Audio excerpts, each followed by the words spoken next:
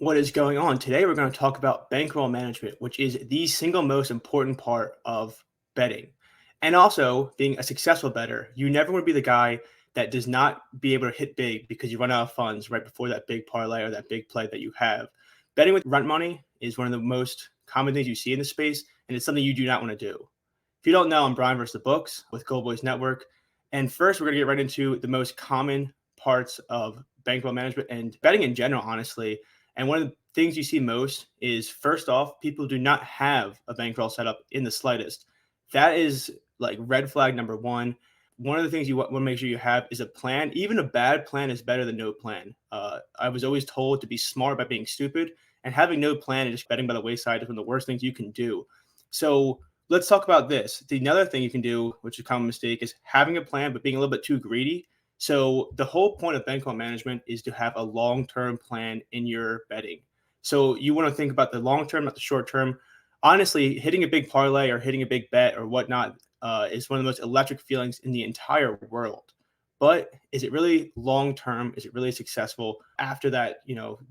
Dopamine hits your body. So sometimes people that have a bankroll in place, once they either go on a really cold streak or a really hot streak, they get a little bit too greedy or a little bit too impatient, and they will bet more or less based on their current streak and end up burning out or missing out on some big things. And then the other thing is never adapting. So we'll get into this a little bit later, but never adapting your plan. With all things in life, once you have success, you have some struggles, whatever it is, you have to adapt accordingly. And that's something we're going to talk about later. But at the basis of all of this is, if you're new to betting, you just do not want to be the guy that's betting with your rent money. You don't want to have your last $50, your crinkled up $10 bill, go into the casino, putting it all in black, putting it all in red, or whatever it is. You do not want to have to be sweating and debate. Honestly, just looking out the window and seeing the concrete on the floor there, and kind of just really having some rough times because Shai Gilgeous-Alexander didn't score 32 points, or whatever the bet is, whatever the casino bet you did, or playing blackjack, playing poker, whatever it is. You want to be able to lose and be okay losing. Losing is a big part of betting. If you guys are big on baseball, the best hitters in baseball get out 70% of the time. And same with betting. The best bettors in the world, they lose 40-some% of the time. You have these huge sports bettors with massive edges, and they're hitting at 57% of the time. And some people will look back at that and say, only 57% wins. That's crazy. Like they don't see it as a big deal. But if you look at their return on investment, you look at their success, long term, these are proven winners if you're hitting at that rate. And it's one of the things that has to get through people's heads, is that when you're trying to have a sports betting career or success in the space, it's not about, oh, I had this crazy week. If you're ever at the bar, your old college bar, your old high school bars, like way back when you go back home, you always see these guys that like, oh, look, let me show you this parlay I hit. Those are the guys that you usually probably don't have much success overall if they're showing you this one 260 or whatever it is leg parlay to one that they hit on a random table tennis match, whatever. Those are the kind of guys that if they're so excited to show you that one play, who knows what else they've lost in the long run there. So you want to be able to the kind of person that can show you success by picking up the bar tab because you had so much long-term success in this space. So we're going to go right into how to set up a bankroll.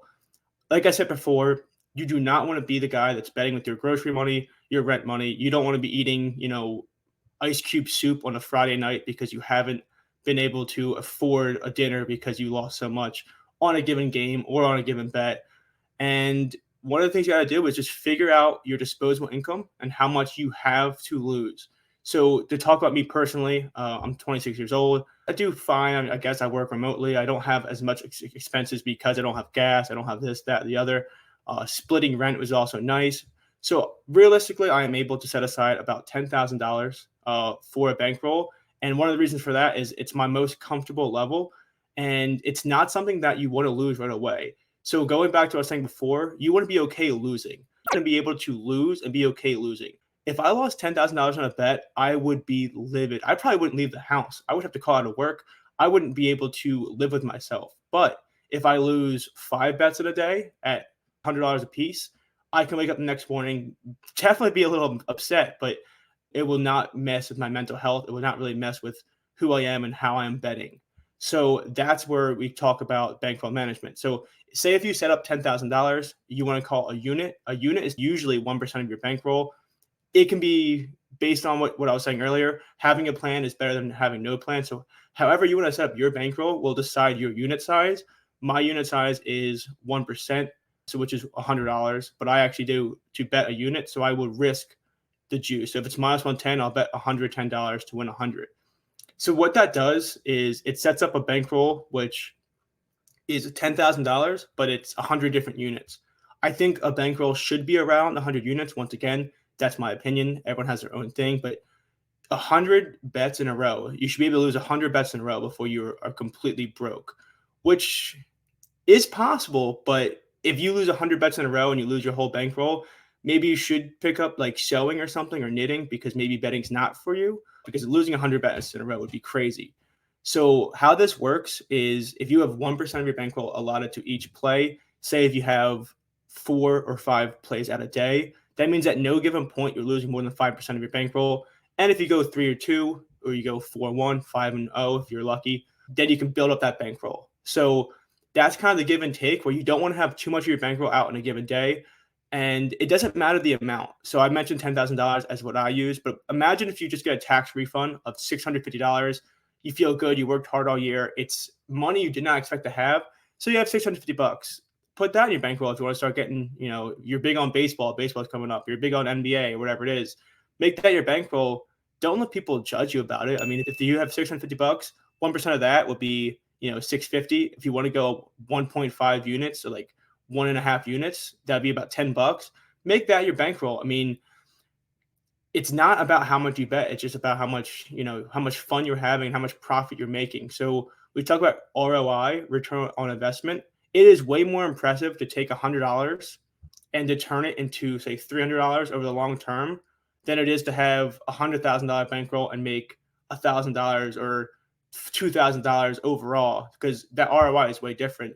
So you see people with big bet slips and they get a lot of love, respectively so, like, big ballers, but the ROI is what's important. So if you're having success with smaller bankroll, it's not a problem to have a smaller bankroll. It's just what you're comfortable losing. So I think it's important to remember this. If you are betting a smaller bankroll because that's what you're comfortable losing, don't think about, oh man, I could have made way more if I bet this much. Think about it on the other end. How much would you have lost if you did bet something on the other way? So imagine if you go 10-1 in a week, you win 10 bets, you lose one, you bet $15 on each. That's up 150, you minus the 15. So you're up $135, and you can think, wow, if I bet more, I wish that I could have made more money. Imagine if you bet more on just the one loss and you had 10 straight winners, you're up $150, and you're thinking, holy shit, I am hot right now. Let me go 150 on this final bet. It's the lock. It's a mega whale, super ooper duper, whatever lock whale you guys want to call it. And then you lose. Like SGA, he misses a three and he goes 1 for 7 from the free throw line, or something stupid happens, or an injury happens. All of a sudden, your 10-1 streak is now 0-0, no money gain. So just think about that long-term gain, about the ROI and how much you're making over time, and don't try to, get it all back or make one big bet to kind of, get back a cold streak or to ride a hot streak. It does not usually work out well long-term. So that kind of brings me to my point about being able to adapt with the bankroll. So you want to be able to survive the losing streaks, but you also want to be able to ride the hot streaks in a smart way.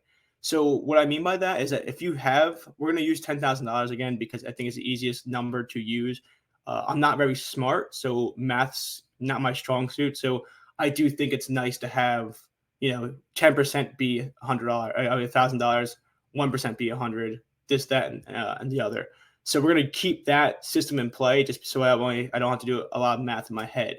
So when we're talking about this, if I lose, say, 10 straight bets, and it's happened before, it will happen again, I'll also win 10 straight bets again. It's one of those things that you can't really predict. And if you lose 10 straight bets, you have this mindset of, I suck at this. That's going to happen. You have to stay mentally strong. But it's also a matter of you want to be able to survive that. So in both realms. So if I lose 10 straight bets, it's going to be really detrimental if I try to get it all back at one bet. So that's the worst thing you can do, honestly, is go, okay, I lost 10 units. Here goes 10 unit bet, get it all back. You lose that, now you're down 20 units. And then once you do that, that's a messy slope. But on the other hand, you don't want to go too small, because if you start feeling like you're, oh, I'm cold, woe is me, I'm never going to win again. Then when the regression comes back and you start winning, but you're only going $25 a bet or a quarter of a unit, you don't really make up as much as you're losing. So it's one of those things where you just got to stay the course. That's like the key of all bankroll, is stay the course, set up money you're willing to lose. And like I said, it's going to come back, especially if you're smart with it. You're following good advice. I mean, betting can be fun, especially if you're even hitting at 50%.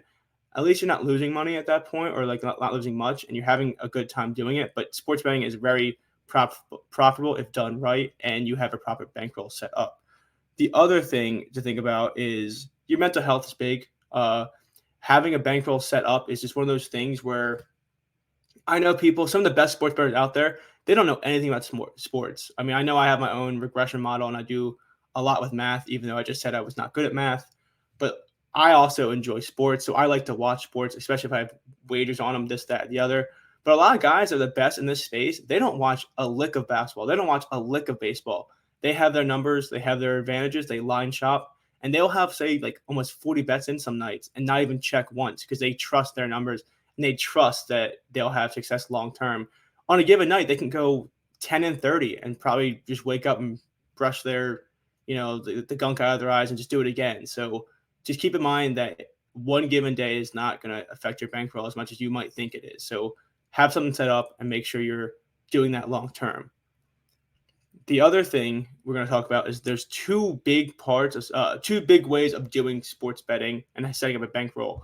The one is unit betting, which I was talking about earlier. That's how I like to do it. You set up a single unit, and then every few months or every few, like however long you want to say it, seasons, you can look back at your prior success or prior maybe failures, and you can decide if you're going to change that unit. So say if I'm up 20 some units in a season for NBA, next year, do I want to up my unit by, say, $15? So instead of $100 per unit, maybe I'll do $115, and vice versa. And MLB, oh, I lost however many money. Like, do I want to keep this unit or do I want to go a little bit less? And maybe MLB is not my sport.